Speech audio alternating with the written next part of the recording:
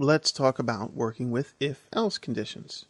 An if statement is really a test. It allows you to test for certain conditions, and then if a condition is met, if a condition is true, then it's going to execute a block of statements or a single statement. It's up to you. Now, this is used so much in validations, all types of things. What you need to keep in mind is that there are these operators, logical operators, and comparison operators. But when you deal with if conditions and other ways of working within PHP, you're going to be dealing with and or not. So you can either use the double ampersand, which is true of a lot of application programming languages like C and C++, Java, and an or, double pipe for the or exclamation point for not. These two, you can use not or exclamation point. If you're coming from VB, for example, you would be familiar with not. And what this does is, it does the opposite. So if something's true, it becomes false. If something's false, it becomes true. So we'll see that. But and or are the two common ways to do that. And you can use either way. And or double ampersand, double pipe, or. And when you do comparisons, you check for equality. You want to find out if the variable A is equal to the variable B. Well, you put double equal sign instead of just one equal sign, because a single equal sign is an assignment. So if you do that, you actually assign the value on the right of the equation to the value on the left. And that's not what you want to do. So you want to be very careful. Happens a lot with beginners, so it'll probably happen to you. It happens to everybody. And if you want to test not equal to, that's the way it goes. And you might be familiar with less than or greater than for not equal to, like with regular algebra and things like that that you might have from high school or something like that. And then the less than, the greater than or equal to, or less than or equal to. So we have something on the left and something on the right. All right. So looking within our if-else PHP file in the looping and the flow control and looping folder, we've already seen this partially in the operators video. We set some booleans up here to true or false. False or true, these can be uppercase or lowercase. I always have it uppercase just for the fact that you want to be able to see them, and it's just a general standard way to do it. You can see we just assigned a couple of variables, and now we're just testing for some values. We'll see if a lot later on, a lot. We're going to be using it quite often.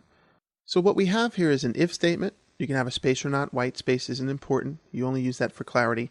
But you definitely need a opening parenthesis here and a closing parenthesis here. You definitely need that, or you're going to get a syntax error. And also the brackets here to separate one or more lines. If you only have one line that needs to get executed, you don't need the brackets here. You can eliminate that, as you're going to see. But if you have multiple lines, even if it's commented out, you need to have the brackets to separate that these are the lines that are going to be meeting this solution here. Whether it's true or false, they're going to be executed if this is true. If it's false, if it executes to false, it won't get executed. So if $A is greater than $B, each statement will get executed here. Otherwise, it'll just continue down to this next line here, the next statement, whatever that may be. So true will execute the statements. So if $A is less than $B, if A is less than B, then we're going to try to do this. So it's testing one or the other. A switch statement is a lot easier to put that together, and also an else statement is easier. But note that you have to keep in mind that A can be greater than B, A can be less than B, or A can be equal to B. Those are the logical things that could happen. So in these two cases, we're not testing for equality. So maybe in another case, you want to check for that less than or equal to, or do something if it's equal to. Have another if statement or something like that. Now you can note that we can do complex things. We're doing an and. So this and that. You don't need the extra parentheses around each of these little conditions, but it helps. It helps to clarify, because this can get very complex if you have a very complex if condition. Definitely can get very complex. But you use the regular logic and algebra type things when you're working with the parentheses. This will get executed first, or actually determine whether this is true or not. It'll get tested. And then this other side. And together we have our open and close parentheses there to separate things. So if this and that, They both have to be true in order for this whole expression here to evaluate to true. And if it is true, then this will get executed. If either one of these is false, this will not get executed because overall it will get evaluated to false. False and false, false and true, or true and false are all going to evaluate to false. So if you have something like the sky is blue and the ocean is pink, if the ocean is pink, but hopefully not, then this is going to evaluate to false most times. Definitely. So that makes the whole statement false. Because if the sky is blue, that's great. But if the ocean isn't pink, then that means everything is false. That statement is false. And that's how it works. You can see the rest. Or is the opposite, this or that. So a true or a false or a true will evaluate to true. Because you only need one or the other. And that's the difference there. And then we just have another way to do it without the parentheses. Note that these parentheses are here for the satisfaction of us being able to read this easily. And the white space there, that's added for good measure so you can see what's going on. You don't even need the white space there. Another way is actually to put the brackets on another line. Remember that white space, it doesn't matter. You can put it up here or you can put it down here. It doesn't matter.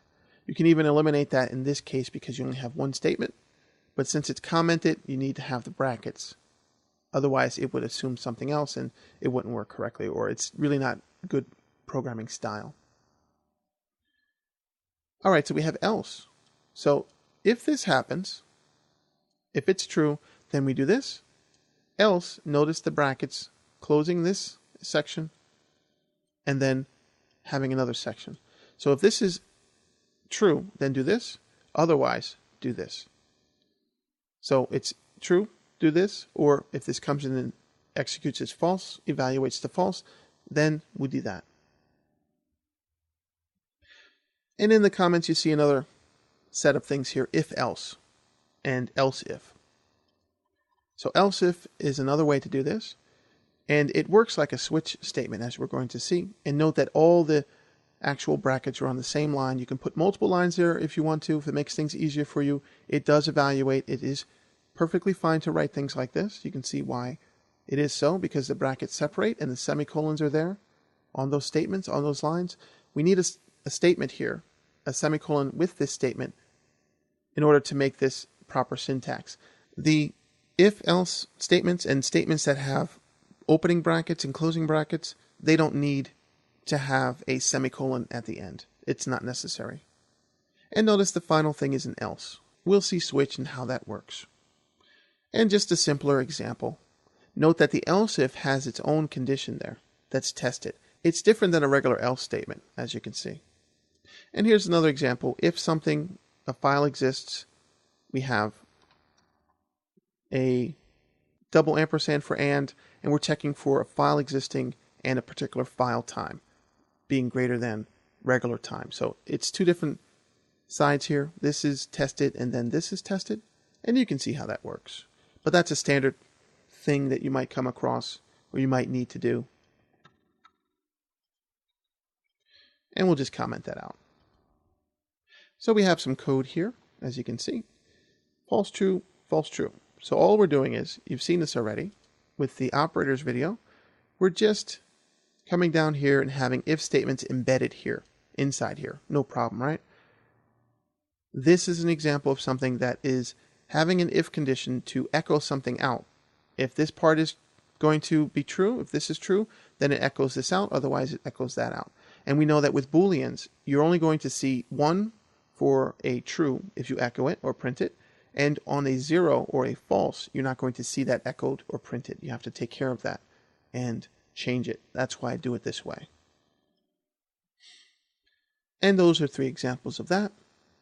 Finally, we have another way that we can actually use if statements. Now this is common to use this inside your code, to embed it within your code, meaning that you have an if condition here inside with the PHP, for example, and then later on you have the closing bracket. And that's very helpful because this is going to have a test here. And if that's true, then this output, this HTML, will get added to the output that's going to be displayed. Otherwise, it won't. So if we look at the example here, we say, well, what is this line here below? That's because this Boolean value, if you look at the top, is set to false. And what we do is we have this set to check if it's not equal to false. And since it is false, this doesn't get executed. So we will change this to equals false. Save that out, right click, refresh, and then you can see it's taken care of there. It's added here. And what it's adding is a table. So we have a little table here, little table cell here, and then we're going to add another table inside of that if this is going to be true or not equal to false. So that's why it's not visible. It's common to do that. Here's another common thing to do. To add this here, make sure you add the closing bracket like I mentioned, and here's another way to add a whole table. Normally I use include statements to do that, and I put all that code up at the top, and that way I don't have to look for if statements and things like that in my code, because it does make it sloppy. It's an older way to code, but lots of people still do that, and lots of even commercial code expects that. So as you wish, but that's if and else if for the most part. We'll see it a lot as we move through the training.